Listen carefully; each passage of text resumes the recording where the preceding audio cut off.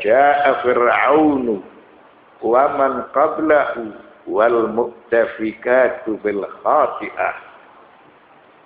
Fa'asau Rasul Rabbihim fa'akhadhahum akhzatar radiyah.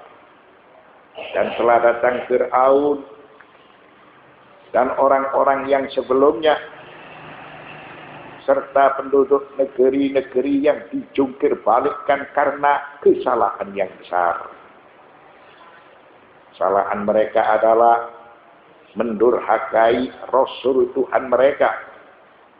Lalu Allah menyiksa mereka dengan siksaan yang sangat keras. Nah, ini cerita pada umat-umat terdahulu.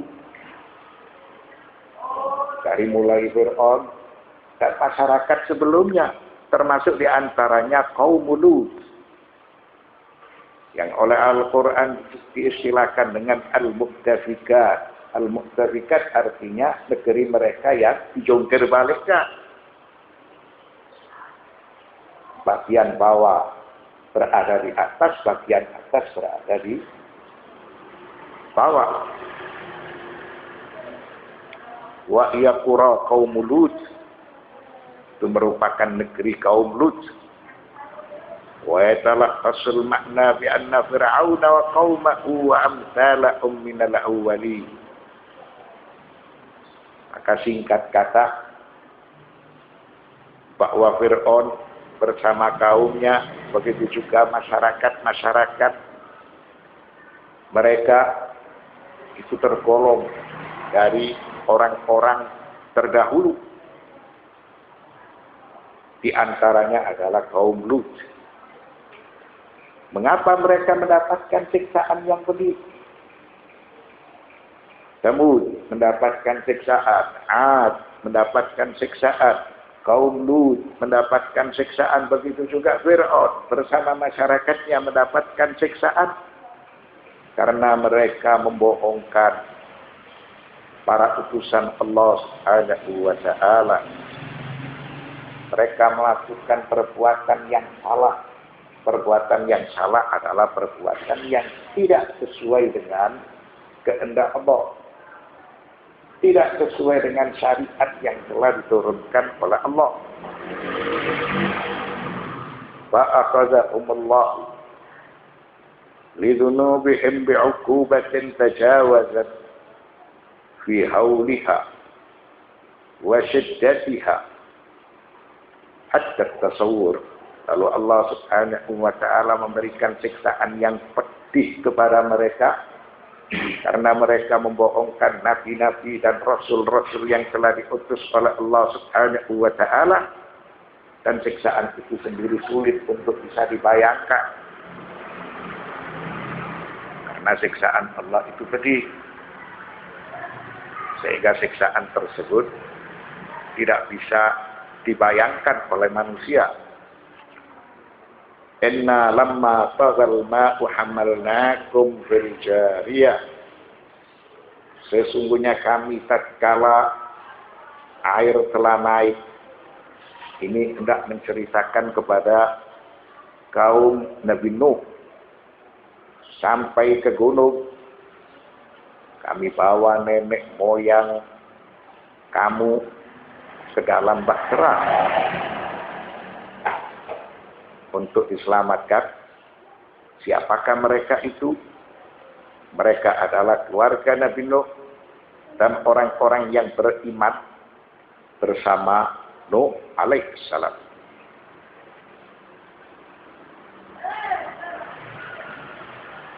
Inna lamma taghal ma'u hamalnakum fil jariyah hamalnakum. Allah berfirman, sesungguhnya kami tatkala air telah naik, kami bawa nenek moyang kamu ke dalam bahtera, sehingga mereka ini sebagai para ayah dari manusia yang datang setelah mereka.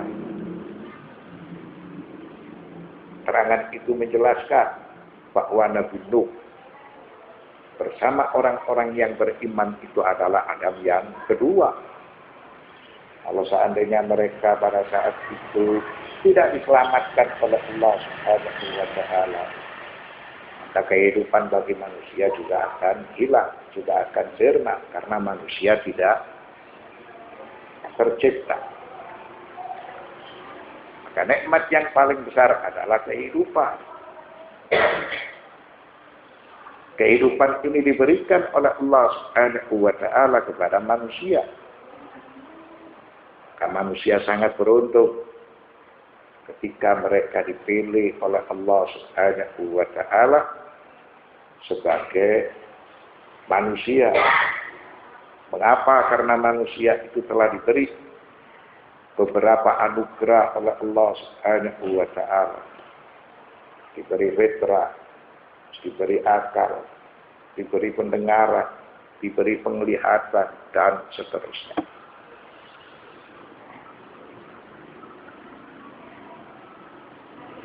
Linaj'alaha lakum tadhkiratan, agar kami jadikan peristiwa itu peringatan bagi kamu.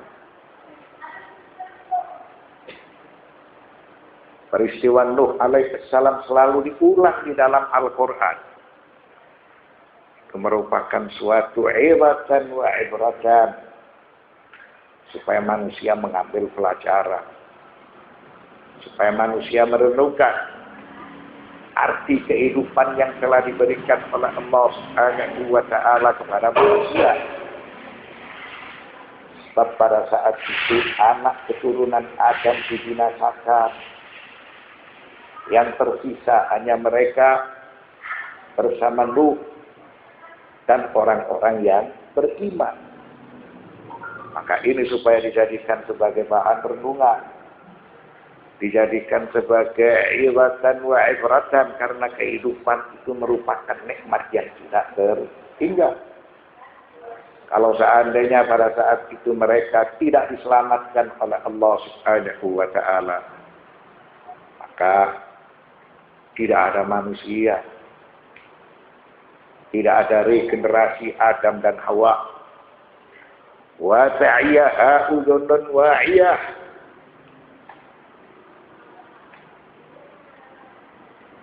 dan agar diperhatikan oleh telinga yang mau mendengar.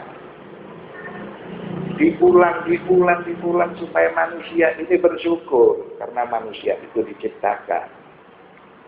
Karena manusia itu diberi nikmat. Nikmat yang tidak terhingga adalah kehidupan. Apa arti bersyukur? Arti bersyukur adalah dia menjadi seorang yang pengabdi kepada Tuhannya. Dia tidak melakukan suatu perbuatan kecuali perbuatan itu sesuai dengan keinginan Tuhannya. Sehingga Allah Subhanahu wa taala mengutus para utusan. Para utusan memberikan penjelasan keterangan kepada manusia supaya manusia lebih mudah untuk membedakan yang hak dari yang batil. Lalu firman-firman suci diturunkan dan dibacakan oleh para utusan itu kepada manusia supaya manusia mengambil pelajaran. Kemudian manusia diberi akal, manusia diberi fitrah. Dengan akalnya manusia bisa membedakan yang benar dari yang salah. Dengan fitrahnya manusia mengenal kepada Tuhannya. Wa ta'iyaha udhunun wa'iyah. Dan agar diperhatikan peristiwa-peristiwa itu oleh telinga yang mau mendengar. Dalam beberapa kitab tafsir serta beberapa hadis, di antaranya seperti tafsir Ar-Razi dan Asy-Syaikh Al-Marawi, semuanya menjelaskan anna Rasulullah sallallahu alaihi wa alihi wasallam qala li Ali bin Abi Thalib inni da'awtullaha ayyaj'alaha udhunaka ya Ali. Qala al-imamu fama sami'tu syai'an fanasituhu wa ma kana li an ansa. Beberapa kitab tafsir dan beberapa hadis menjelaskan bahwa Rasulullah sallallahu alaihi wasallam bersabda kepada Ali bin Abi Thalib, sesungguhnya aku berdoa kepada Allah untuk menjadikan telingamu wahai Ali sebagai udhunun wa'iyah, sebagai telinga yang mendengar. Maka Ali alaihissalam beliau mengucapkan aku tidak mendengar sesuatu kemudian aku lupa, tidak pernah itu terjadi. Sehingga aku selalu mengingat dengan baik apa-apa yang telah disampaikan kepada diriku. Itulah salah satu dari arti wata'iyaha udhunun wa'iyah, dan agar diperhatikan oleh telinga yang mau mendengar. Riwayat yang lain menjelaskan Ali sebagai telinga Rasulullah sallallahu alaihi wasallam. Maka situasi keadaan yang ada di dalam pemerintahan beliau selalu disampaikan oleh Ali kepada Nabi Muhammad sallallahu alaihi wasallam.